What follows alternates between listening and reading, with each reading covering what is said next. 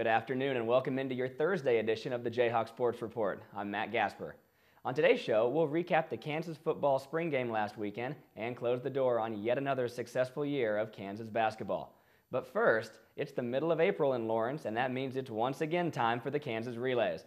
This marks the 86th consecutive year of the 4-day track and field meet. The events began on Wednesday and will end on Saturday. In that time frame, you'll be able to see the top athletes in the world going head-to-head in the long jump, pole vault, 100, 400-meter hurdles, just to name a few. But the event that started off the relays for the past several seasons has been the shot put. For the past 2 years, this event was center stage at the relays because the sector was constructed outdoors on the streets of downtown Lawrence. However, due to the spring thunderstorms, the event was moved indoors to the Douglas County Fairgrounds. The field had 8 world-class shot putters, including 3 past Olympians in Christian Cantwell, Ryan Whiting, and defending relays champion Reese Hoffa, and they competed against one another on Wednesday night. It looked as if Hoffa was going to repeat as champion heading into the 6th and final round, but then Whiting's throw of 21.65 meters, which is equivalent to 71 feet 1/2 inch, boosted him into the lead. Hoffa came up with one last chance, but came up 3 feet short. This is Whiting's first win in his 3 appearances at the KU Relays, and he is now the #1 thrower in the world to start off the 2013 outdoor season. Weather permitting, the shot put is expected to return to the intersection of 8th and New Hampshire for next year's relays. Coming up after the break, we'll wrap up basketball season with the annual awards banquet, and a little bit later on, we'll take a look back at the Kansas football spring game from Saturday. We'll be right back.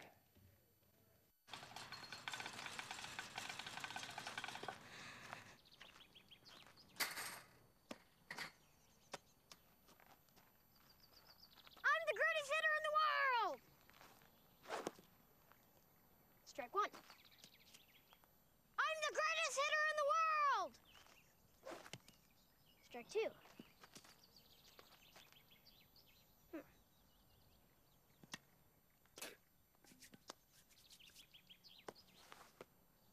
I'm the greatest hitter in the world!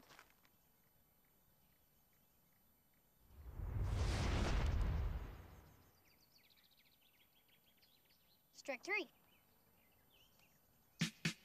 Wow! I'm the greatest pitcher in the world! Yes! Optimism. Pass it on.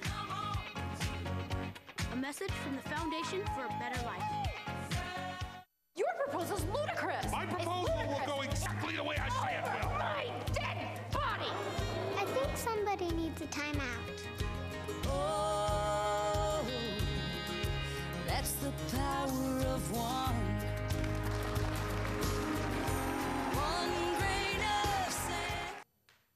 Welcome back to the show. On Monday evening, I had a chance to attend the annual Kansas Basketball Awards Banquet at the Holiday Inn Convention Center. It was a night of laughs, celebrations, and recognitions. The 2012-2013 Kansas basketball season officially came to a close on Monday evening as the team held its season-ending awards banquet. A sold-out Holiday Inn Convention Center of more than 600 fans and donors joined in the celebration of remembering this season's team. A 20-minute highlight video kicked off the ceremony by recapping each game of the Jayhawks' 31-6 season. This season, the Kansas Jayhawks added more trophies to their collection, winning the Big 12 regular season for the 9th consecutive time and winning the Big 12 Conference Tournament. Kansas also became the winningest program in Division I since 2006 with a record of 228-35. Head coach Bill Self entertained the audience with a season recap, which included personal stories from each player with a little added commentary to get a few laughs, particularly when talking about senior forward Kevin Young. He smiled at me all the time. Oh, God, I hated his smile. Hey, Kevin, your man just busted you 3 possessions, bro. I know, coach. Self then gave Young and the other 3 seniors, Jeff Withy, Travis Relaford, and Elijah Johnson, their own individual recognition and a minute on the microphone. I just want to say thank you for a good 4 years. I don't think if I went to any other school it would be like this. I feel like it's a family. I feel like I'm leaving a family, sort of in a way. Though the season didn't end the way Kansas had planned, Self says all 5 of his starters from this past season plan on pursuing a career at the next level, whether in the NBA or in Europe. It hurts when you lose because you invest so much. I mean, there's so much invested, and you got to care so much to put yourself in a position where you're in the game. And these guys are in the game every year. Athletics Director Shan Zanger summed up Coach Self's time at Kansas through one simple statement. We are the most consistent powerhouse in the nation. Matt Gasper, KUJH TV Sports. Two Jayhawks shared the most prestigious honor of the night. Seniors Jeff Withey and Travis Relaford both received the Danny Manning Mr. Jayhawk Award, which recognizes the most influential players both on and off the court. Their performances helped Kansas to yet another 30-win season and a #1 seed in the NCAA tournament. It was a remarkable year. It didn't end the way we had hoped, and that's a tough one to swallow. But you know what? It's not okay not to finish it the way you want it. But I've only been involved 1 year where it ever finished the exact way you want it. And the thing I tell our guys all the time, it hurts when you lose because you invest so much. I mean, there's so much invested, and you got to care so much to put yourself in a position where you're in the game. And these guys are in the game every year. And if you're in the game long enough, you're going to knock on the door enough, sooner or later you're going to beat it down again. And we're going to beat it down again. And one of the reasons that we will moving forward is because we had an unbelievable group that have left their legacy on this place and did great things. Well, next season is already shaping up quite nicely for Kansas. Despite losing its entire starting five, the Hawks will return forwards Perry Ellis and Jamari Traylor, as well as guard Nadir Tharp. KU has officially finished with the #2 recruiting class for next season, according to Rivals.com. The site also lists the Jayhawks of welcoming in 2 5-star recruits, small forward Wayne Selden, #12, and center Joel Embiid, #25, along with 3 4-star recruits, forward Brennan Green, #29, and guards Connor Frankamp, #34, and Frank Mason, #76. The nation's #1 prospect, forward Andrew Wiggins, is still undecided, but he has a meeting with Coach Self scheduled for next Tuesday. With the announcement of Oklahoma State stars Marcus Smart, Markel Brown, and LeBrian Nash saying they're returning to Stillwater next season, it may be easy to make the Cowboys the favorite heading into the Big 12 next season. But Coach Self and the Jayhawks have a history of bouncing back nicely after losing many great players. And the year before, you did lose, the twins and Josh and Tyrell and Brady. Where we're going to go? And the year before that, we lose Cole and Sharon, and where we're going to go? And, it's always year before that you lose Mario and Brandon and Shady and all those guys, and where we're going to go. And the kind of storyline is we're not going anywhere. And we've got a great group of incoming kids coming, and we've got some kids in our program that will give their heart and soul to this place, that are going to be really good players. And anything less than celebrating a marvelous season next year will be, I would say, a disappointment, because I think we got a chance to be great once again. If losing the starting five wasn't enough, Kansas will also be without long-standing member of Self's coaching crew next season. It was announced on Wednesday that assistant coach Joe Dooley will become the new head coach at Florida Gulf Coast University. In his 10 seasons at Kansas, Dooley helped the Jayhawks gather more than 300 wins, 9 consecutive Big 12 titles, 2 Final Fours, and 1 national championship. He takes over a Florida Gulf Coast team whose former coach, Andy Enfield, accepted a new job at USC after leading the Eagles to a Sweet 16 appearance last month. We'd like to thank Coach Dooley for all that he's done here at the university and wish him the best of luck at Florida Gulf Coast. We'll take one more short break, but when we come back, we'll tell you everything you need to take away from last Saturday's Kansas football spring game. Stay with us.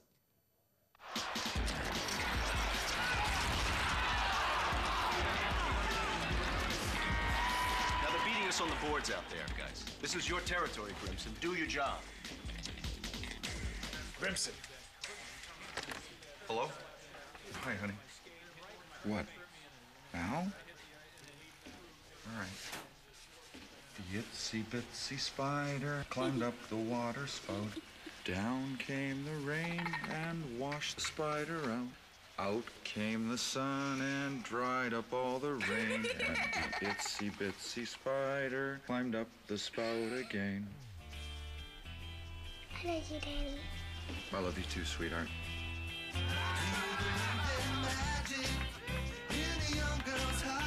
Hey, it's my girl. You know, my daughter. Love. Pass it on. A message from the Foundation for a Better Life.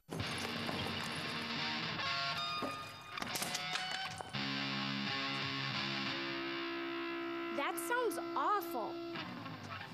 But a lot better than last week. We weren't born to follow. Welcome back to the show. Last Saturday, the Kansas football team held its annual spring game in front of more than 6,000 fans. I was at Memorial Stadium and got a close-up look at new quarterback Jake Heaps. Saturday's annual Kansas football spring game provided fans with their first look at the 2013 Jayhawks. Head coach Charlie Weiss is entering his second season at Kansas and already likes what he's seeing from his team so far this spring. We have better players, we have better talent, we have better competition. Hopefully we're coaching better, because part of the problem when you don't do too well is the coaching isn't so hot either. Weiss says junior Tony Pearson will be used in many different formations on the offensive side of the ball this season. We'll see him out of the backfield, in the slot, and even lined up as a receiver.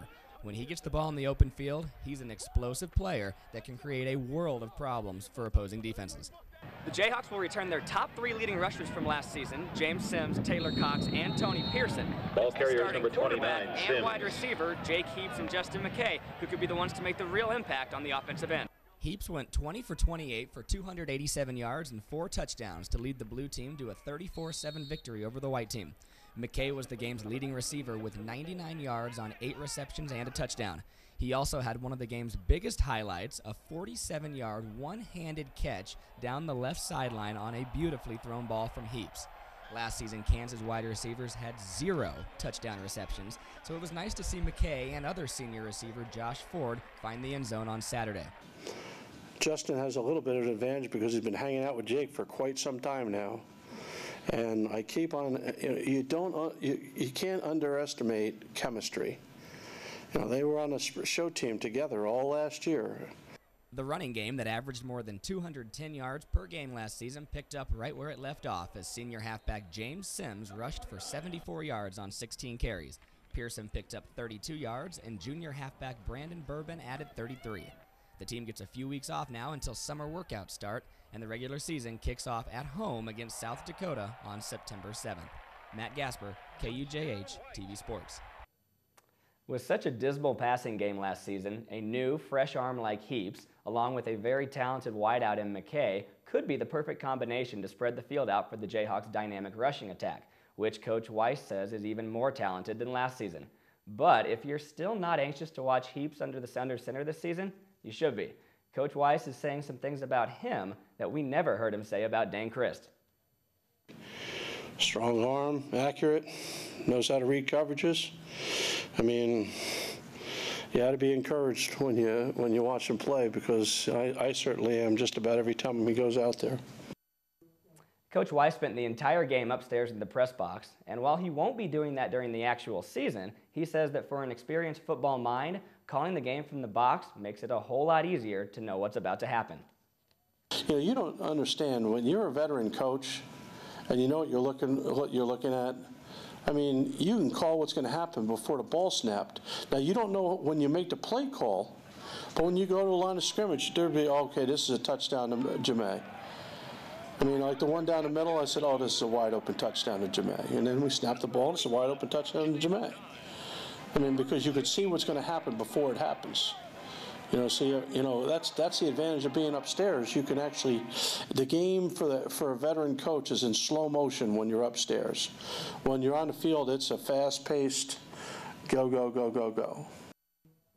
And that wraps up this edition of the Jayhawk Sports Report. Be sure to go and check out the Kansas relays tomorrow and Saturday at Memorial Stadium. For all of us here, I'm Matt Gasper, and we'll see you back here next week. Rock Chalk Jayhawk. Well,